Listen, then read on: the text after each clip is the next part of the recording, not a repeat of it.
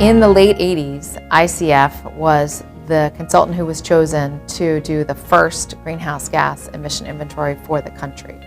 And so that was a really major undertaking, and part of it was because really there weren't approaches established to account for greenhouse gas emissions, nor did we have a full set of the emitting sources. And so ICF's role in developing the first inventory and then ultimately in supporting EPA in completing every single inventory on an annual basis since then has been really important to understand the magnitude of the emissions, important to understand the trajectory of emissions, to understand, for example, when we started to see trends in growth of emissions in places like mobile sources, so emissions from transportation were growing at a clip that would not otherwise have been noticed had we not been conducting those inventories.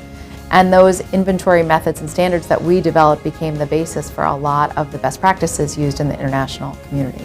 So one of the things that's really interesting about the greenhouse gas inventories and the work that we did on the national inventory is that then led to work with all 50 states, providing guidance to states so that the states themselves could understand the sources of emissions and the states themselves could think about how they could go about reducing emissions. California was one of the first states we helped, and in California we were actually doing the inventory in support of their plans to launch AB 32, which was one of the first state-led greenhouse gas emission reduction programs, and the first time where greenhouse gas emissions were going to be regulated.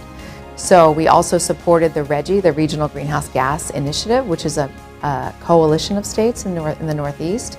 And the work there with RGGI was both to support their work on acid rain and emissions trading associated with smog and air pollution, but also to support their work on reducing greenhouse gas emissions across these various northeastern states.